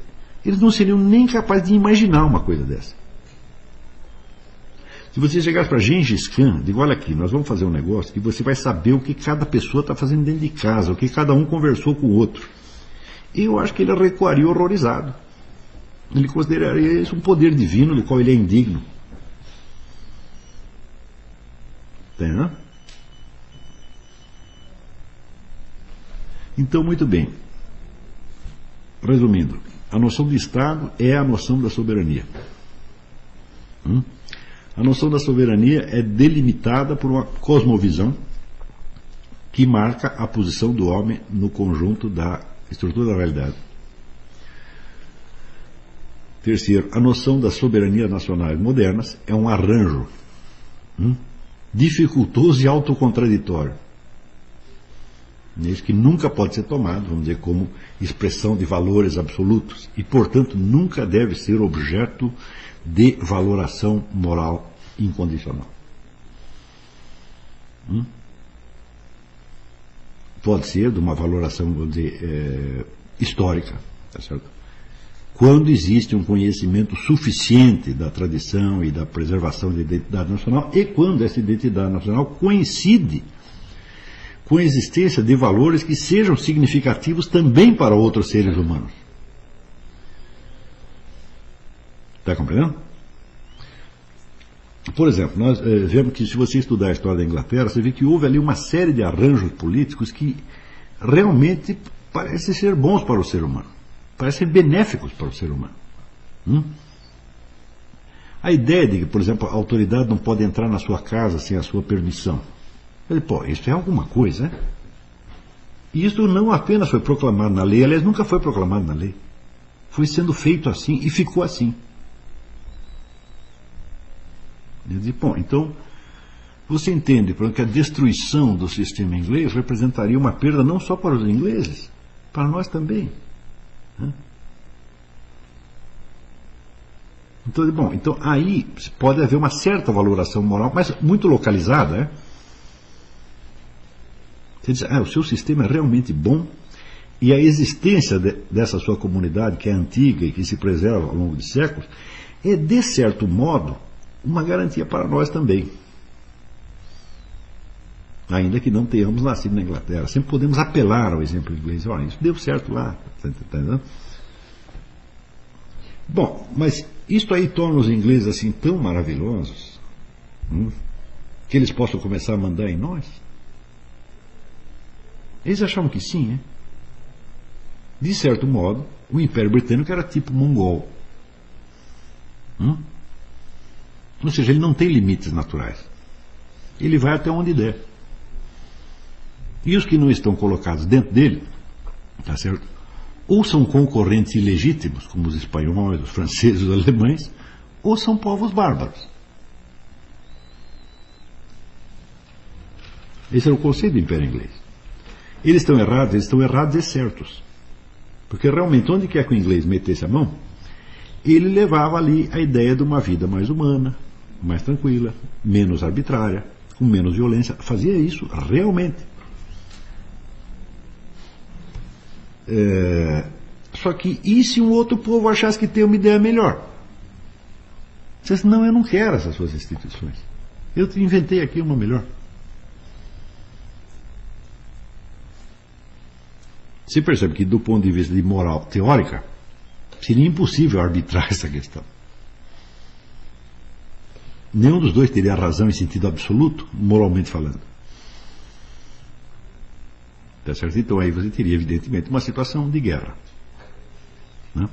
E a guerra é aquilo que você apela quando todas as razões teoréticas falharam. Não tem solução teorética. Então, quem pode mais chora menos. E se é quem pode mais chora menos, então, claro que você pode participar da luta, tomando partido de um dos lados, mas você tem que saber que sempre que a sua razão não é absoluta e que, portanto, vamos dizer, há um limite para as coisas que você pode fazer em nome dos seus valores nacionais. Está compreendendo? Então, ninguém negará, por exemplo, que a cultura alemã produziu uma série de coisas que são boas para o resto do mundo. Né? Quem é que não gosta de ouvir Wagner, Brahms, né? Isso foi um benefício para o mundo. Mas isso quer dizer que os alemães têm direito de trancar todos os judeus na câmara de gás e ligar o botão? Eles achavam que sim, mas olha, o judeu achava que não.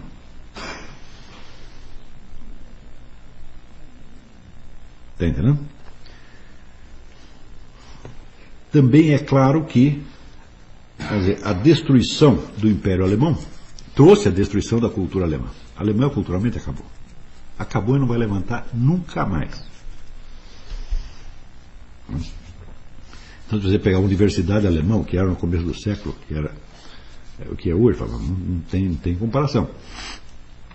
Tá certo? Mas agora nós vamos deixar. Como é que nós vamos fazer agora? Nós deixamos esse cara nos levar para a câmara de gás? Tá certo?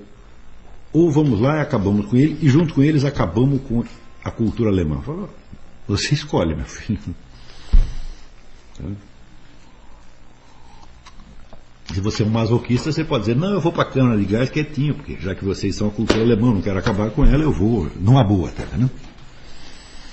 Mas é difícil convencer as pessoas disso, né? Então tá, deu para pegar a noção do Estado? Bom, acho que a nossa próxima aula é a última, né? Quando é? Amanhã mesmo? Ah, ótimo. Tá bom.